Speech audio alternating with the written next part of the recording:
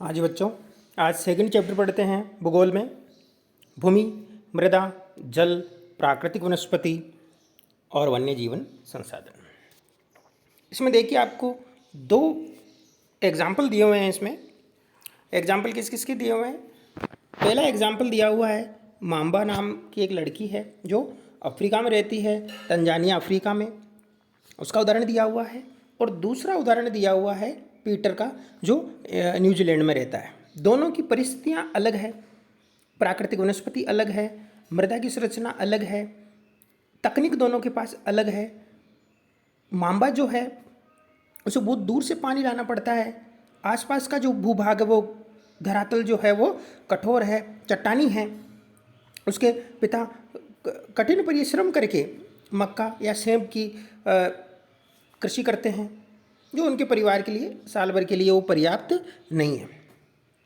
Peter New Zealand में रहता है, भेड़ पालन का कार्य वहाँ किया जाता है। और लेकिन वो जो भेड़ पालन का कार्य करते हैं, वो आधुनिक जो तकनीक है, वैज्ञानिक जो विधि है, उस वैज्ञानिक विधि से ये काम करते हैं, प्रौद्योगिकी का इस्तेमाल करते हैं, सब्जियां भी उगा लेते हैं। यानी हम कह सकते हैं कि वहाँ की जो भूमि की संरचना है न्यूजीलैंड में, पीटर के यहाँ पर, वो उनको सहयोग करती है, अच्छी से अच्छी उपज और अच्छा जीवन जीने में मदद करती है। लेकिन जो तंजानिया में हमने माम्बा के बारे में देखा, वहाँ का जो धरातल है, जलवायु है, वो उनको अच्छा जीवन जीने के लिए अच्छी परिस्थितियाँ उपलब्ध नहीं करवाती है। अच्छी परिस्थितियाँ उपलब्ध नहीं है, इसलिए उनका जीवन इस तरह से गरीबी भरा हुआ है। यानी इससे हमें ये देखने को मिलता है कि जो प्राकृतिक वनस्पति है, धरातल है, उसके अनुसार ही जनसंख्या निवास करती है। यानी जहाँ जीवन अच्छा नहीं होगा, वहाँ पर जनसंख्या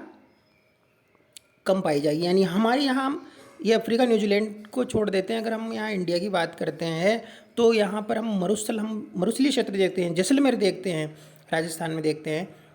तो जैसलमेर वाला जो क्षेत्र है, बीकानेर वाला जो क्षेत्र है, जहाँ मरुस्थल है, रेत के टीबे हैं बड़े बड़े, धरातल सही नहीं है, जल की उपलब्धता नहीं है, तो वहाँ जनसंख्या कम पाई जाती है।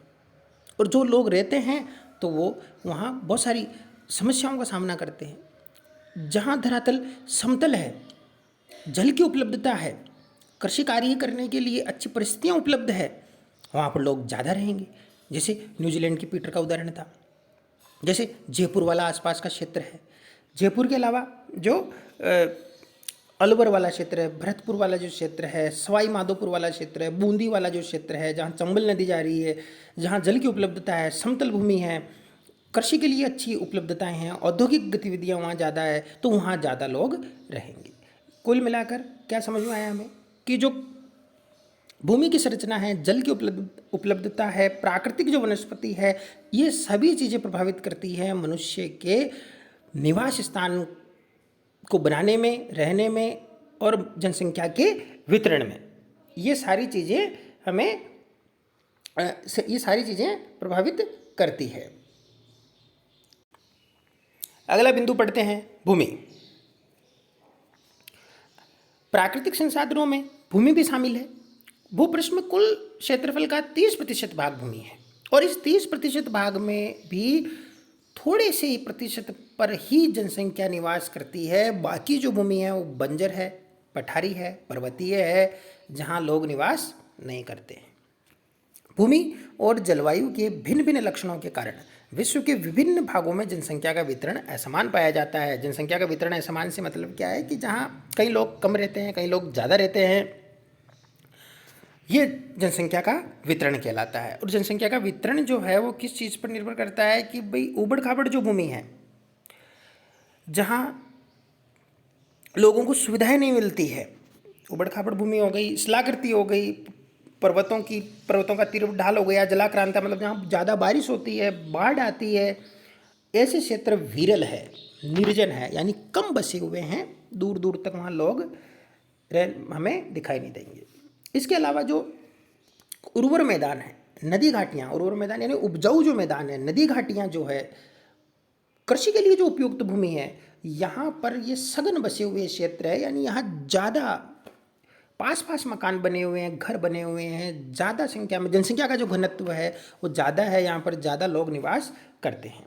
भूमि का उपयोग, अगला बिंदु है भूमि का उपयोग। अब भूमि का जो उपयोग भी है वो शहरों के हिसाब से अलग है, गाँव के हिसाब से अलग है। गाँव के लोग भूमि का उपयोग अलग तरह से करते हैं, कृषि कार्य के लिए करेंगे, ज़्यादातर उपयोग पशुपालन के लिए करेंगे। और जो शहरों के लोग हैं वो भूमि का उपयोग मकान बनाने के लिए करेंगे, औद्योगिक गतिविधियों के लिए करेंगे। तो भूमि का उपयोग आज प्राचीन समय से लेकर आज का अगर हम समय देखते हैं तो काफ़ी बदल गया है। देखते हैं भूमि का उपयोग में, भूमि का उपयोग कृषि कार्य के लिए, वानिकी के लिए, खनन के लिए, सड़कों के लिए, उद्योगों के लिए करते हैं। इसे ही भूमि उपयोग कहा जाता है। प्रश्न आ जाएगा भूमि उपयोग किसे कहते हैं? तो भूमि का उपयोग मुख्यतः कृषि कार्य के लिए, वानिकी मतलब पेड़ पौधे लगाने के लिए, खनन कार्य करते हैं उसके लिए, सड़कें बनाने के लिए, उद्योगों की स्थापना के लिए, ये सब भूमि उपयोग है। हमने उदाहरण लेकर भी पढ़ लिया, मांबा और पीटर का हमने उदाहरण लिया और हमने पढ़ा कि भूमि के तरीके जो हैं वो अलग अलग हैं। ये सारी चीज़ें निर्भर करती है स्थलाकृति पर, मृदा पर, कि वहाँ की ज़मीन धरातल कैसा है, मिट्टी कैसी है, जलवायु वहाँ की कैसी है, खनिज वहाँ कितने उपलब्ध है नहीं है, जल की उपलब्धता क्या, ये सारी चीज़ें निर्भर करती है भूमि के उपयोग में। भूमि को हम दो भागों में बांट सकते हैं। स्वामित्व के आधार पर अगर हम भूमि देखते हैं तो निजी भूमि और सामुदायिक भूमि, निजी भूमि और सामुदायिक भूमि में बांटा जा सकता है। इसे जो सामुदायिक भूमि है इसे साझा संपत्ति संसाधन भी कहा जाता है, क्योंकि सामुदायिक भूमि सभी जो समुदाय होते हैं उनका उस पर अधिकार होता है। अगर हम देखें जनसंख्या जिस गति से बढ़ रही है उस गति से भूमि नहीं बढ़ रही, यानी भूमि जो है उसकी उपलब्धता सीमित है।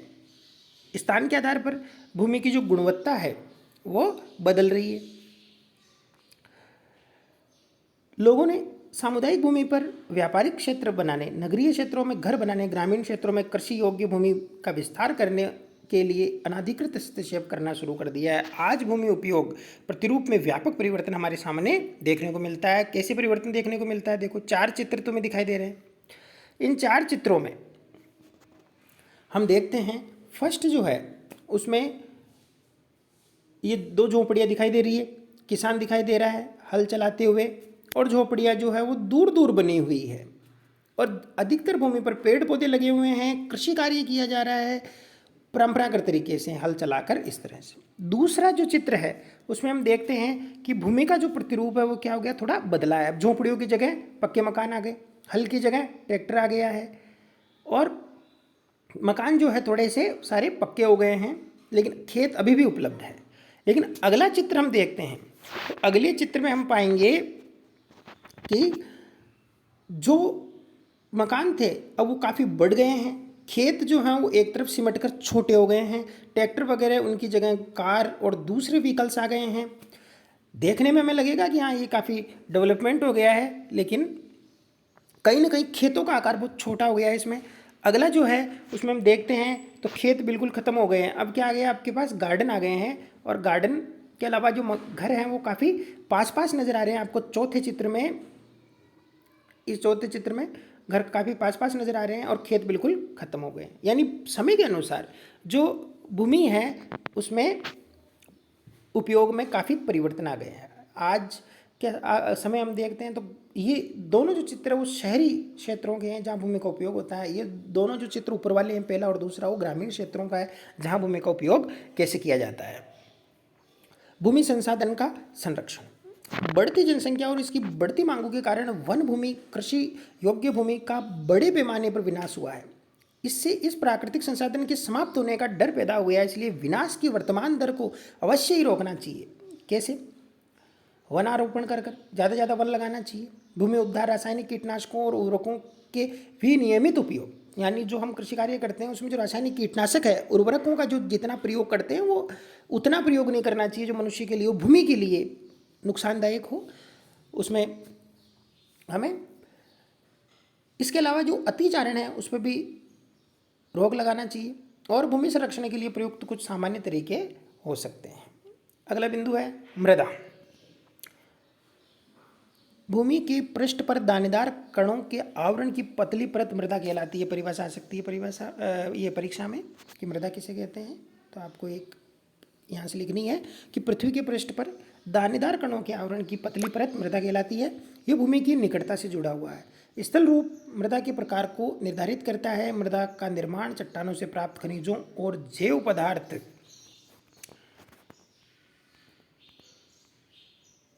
तथा भूमि पर पाए जाने वाले खनिजों से होता है। यह अपक्षय की प्रक्रिया के माध्यम से बनती है। खनिजों और जैव पदार्थों का सही मिश्रण मृदा को उपजाऊ बनाता है। यानी मृदा को बनने में काफ़ी करोड़ों वर्ष लगते हैं, लाखों वर्ष लगते हैं। यानी एक लंबी प्रक्रिया है। इसमें अपक्षय की प्रक्रिया होती है, अपर्दन की प्रक्रिया होती है। अपक्षय की प्रक्रिया क्या होती है कि जो चट्टानें हैं सूर्य की गर्मी से बार बार गर्म होती है, ठंडी होती है, क्योंकि सूर्य की गर्मी से वो गर्म भी होगी, ठंडी होगी, बारिश भी आ सकती है उस पर। यानी जो जलवायु है वो बार बार चेंज होगी। भौतिक कारक इनको हम कहेंगे। उस वजह से चट्टानों के टुकड़े टूटेंगे, टूटकर वो गिरेंगे। इसके अलावा जो पेड़ पौधे लगे हुए हैं उन पेड़ पौधों के जो पत्ते हैं, हवा के द्वारा कुछ शाखाएं हैं वो भी नीचे गिरेगी। ये सारे तत्व मिलकर लंबे समय में मिट्टी का निर्माण करते हैं और मिट्टी बनती है। तो इस तरह मिट्टी को बनने में यानी 1 सेंटीमीटर जो मृदा है उसको बनने में सैकड़ों वर्ष लग जाते हैं। यानी मिट्टी के निर्माण की प्रक्रिया काफ़ी लंबी है।